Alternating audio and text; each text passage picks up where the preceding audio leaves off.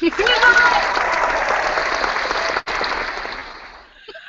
everybody, welcome back to the AA Social Media Abstinence Show with myself, Ola Agbamoni, and A, and gorgeous Sarah Arrow, the other A.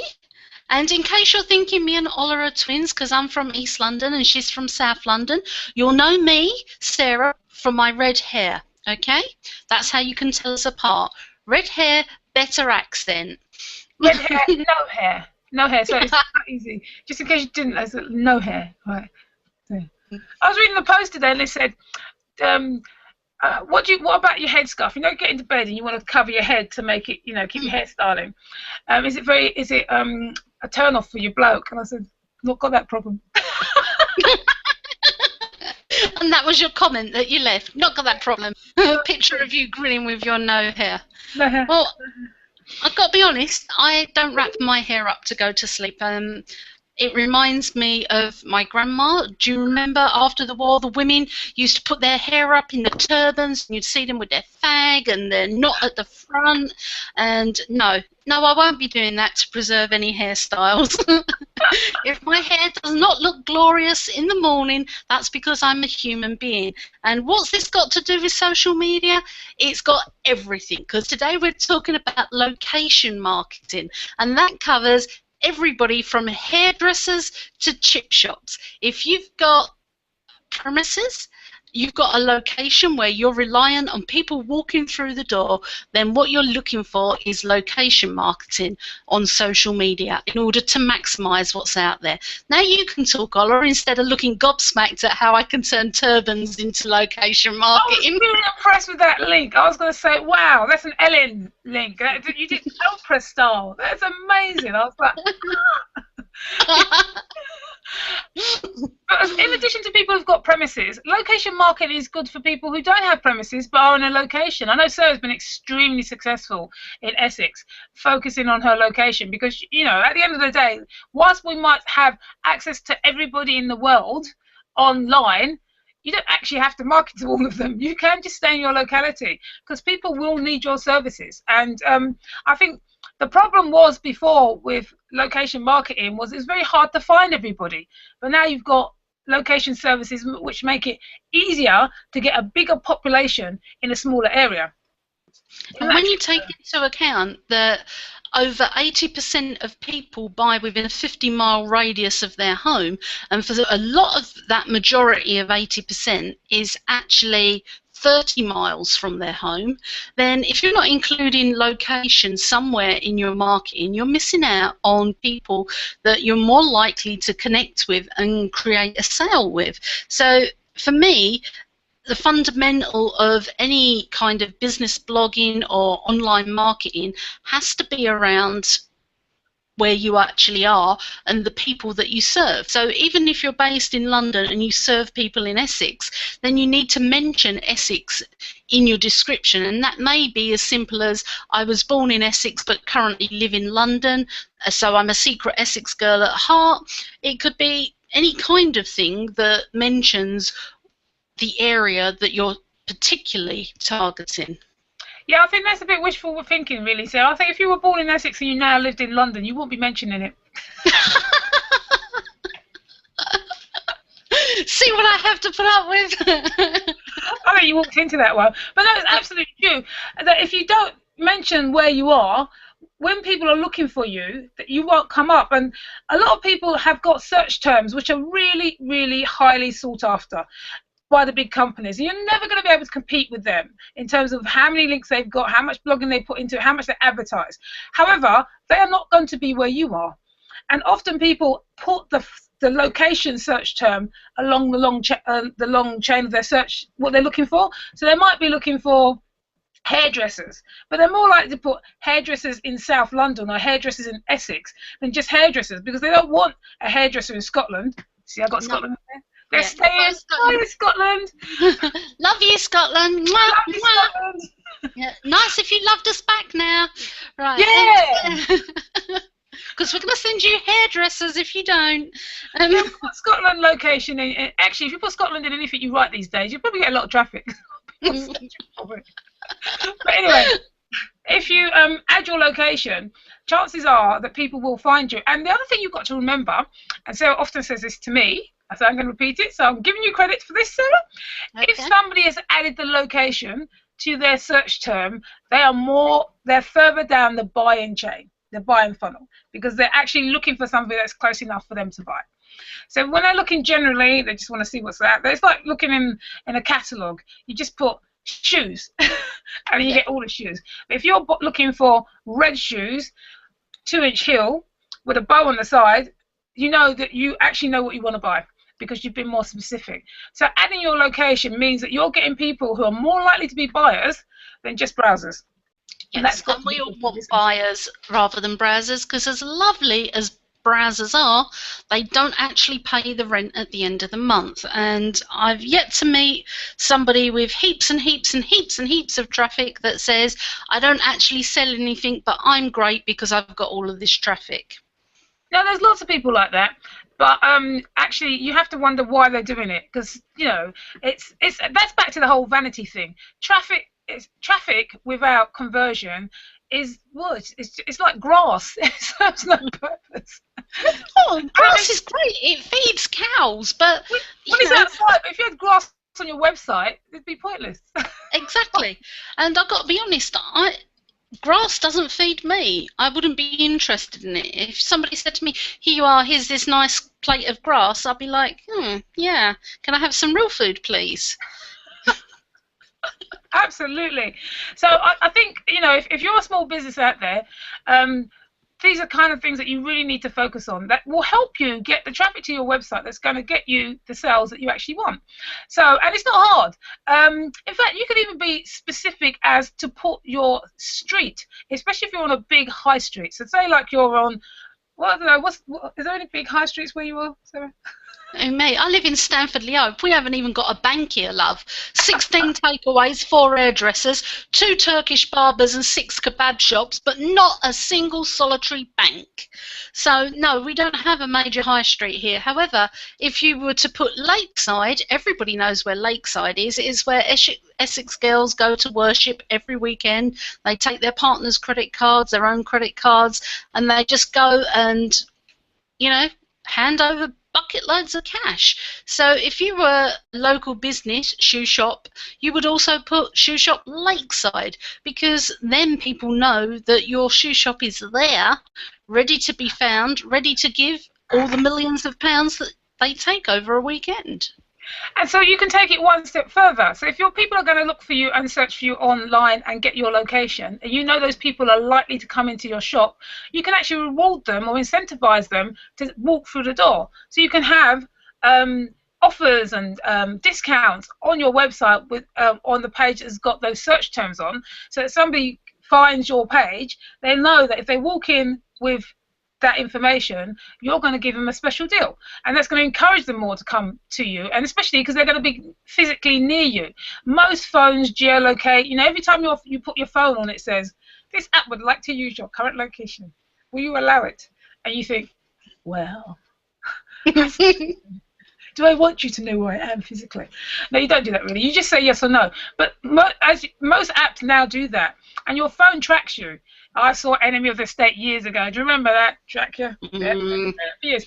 So, but Google uses that information to show you the stuff that's near you. So if you've told Google where you are and somebody is near where you are and they're searching for that, you will pop up. How great is that? And for free. They're not even charging you for that. That's fantastic. Now, I'm going to say something nice about Facebook. And you know how much I hate Facebook, so... Go on then. I'm waiting to wait. Okay, Facebook location marketing and check-ins are a very powerful way of marketing your small business.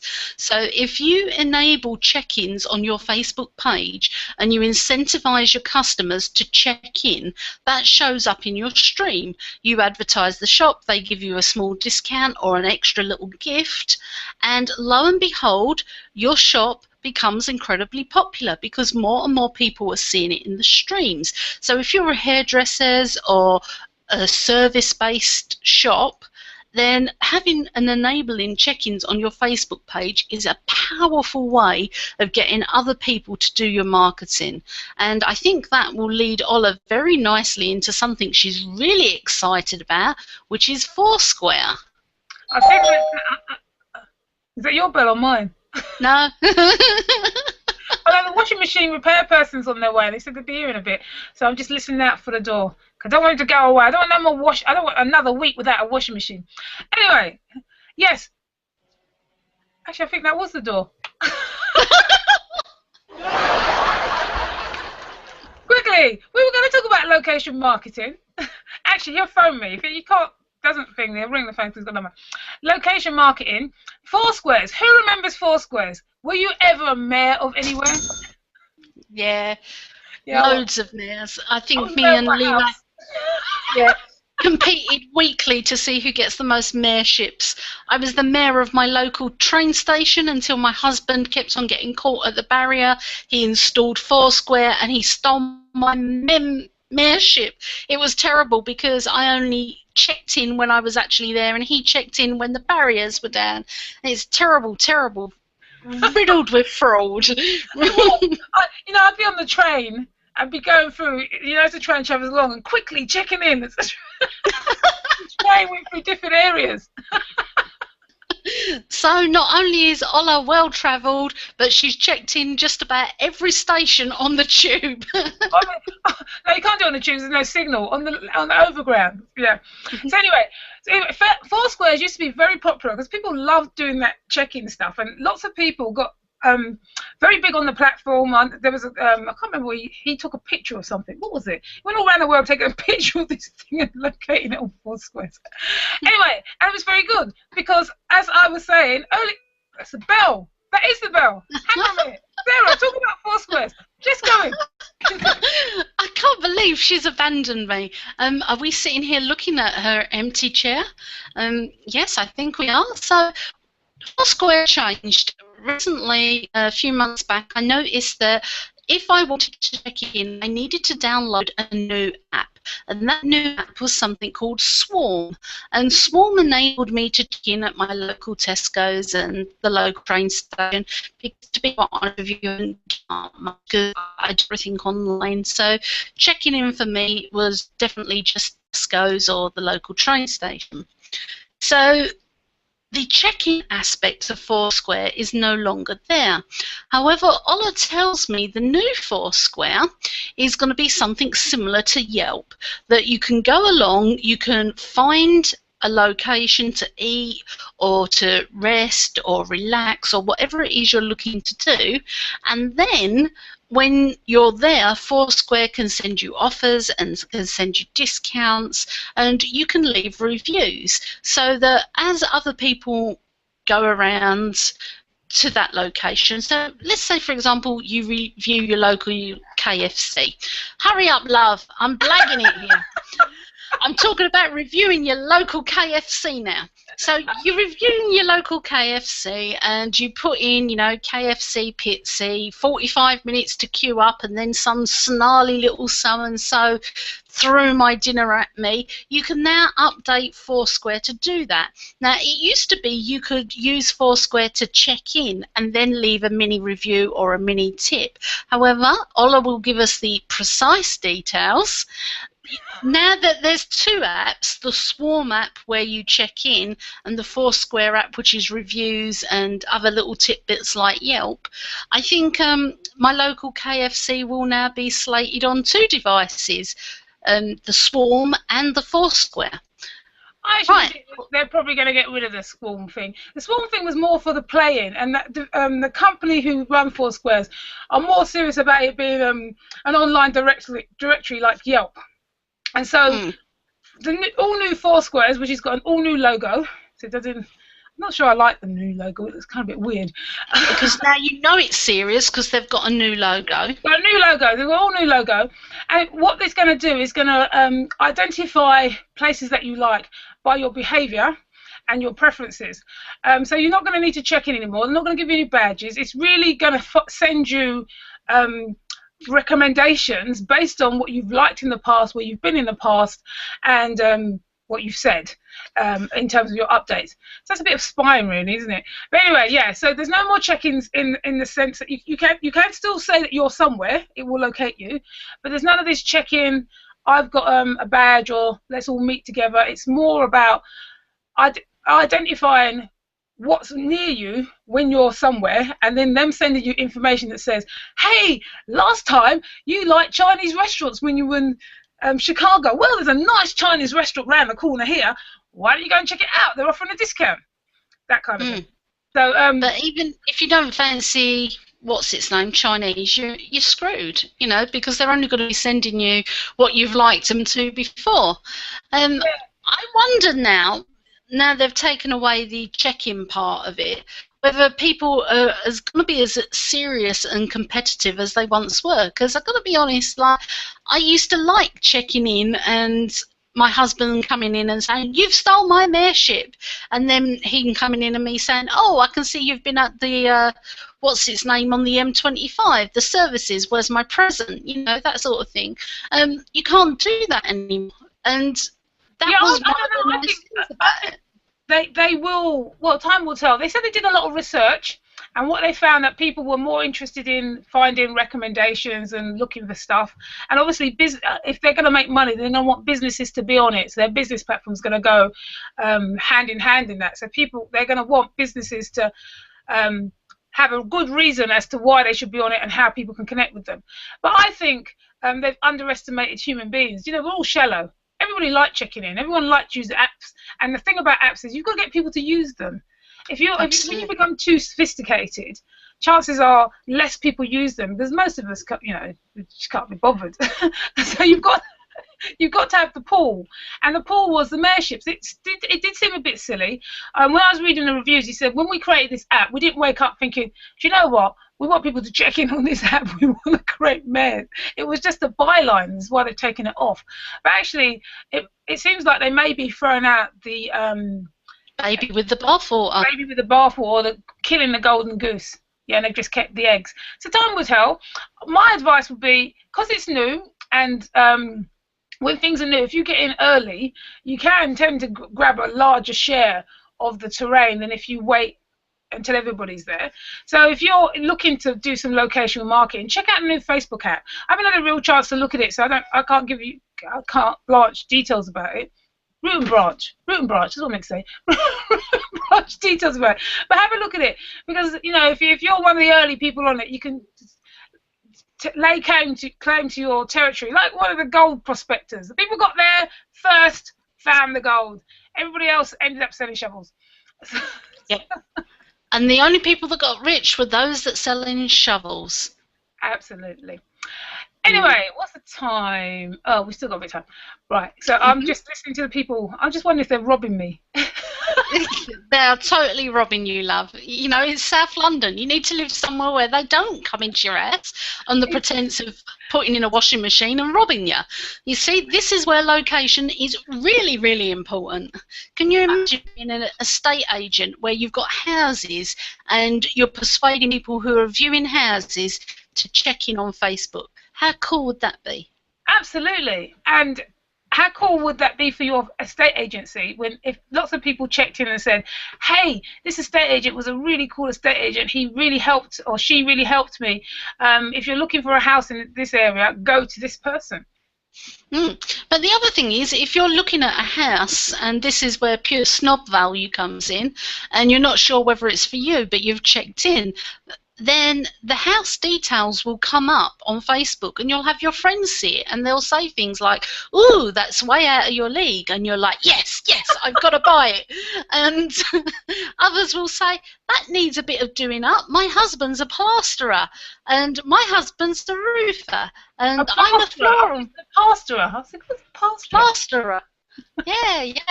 So not only can you use a check-in to find the house and see which ones your mates are going to be impressed with, but you can also find tradesmen who will come out of the woodwork when they see what you're viewing to offer their services. So I still think Facebook location marketing is going to totally clean up the location marketing arena.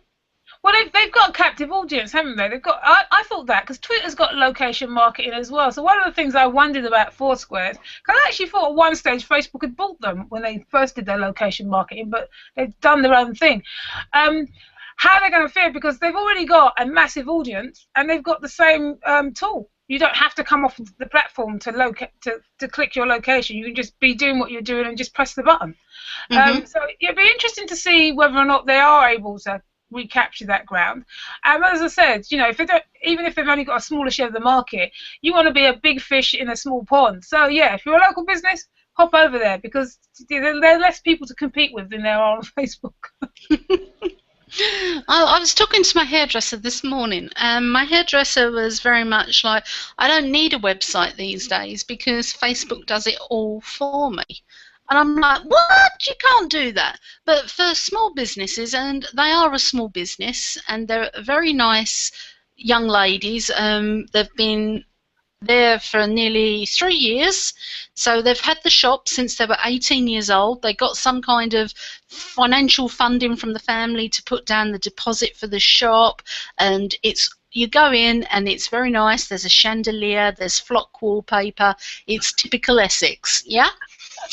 And like I say, they're very young girls. I can't imagine my 19-year-old daughter running a business, to be quite honest with you. You know, so these girls are doing incredibly, incredibly well, and they're really quite business savvy.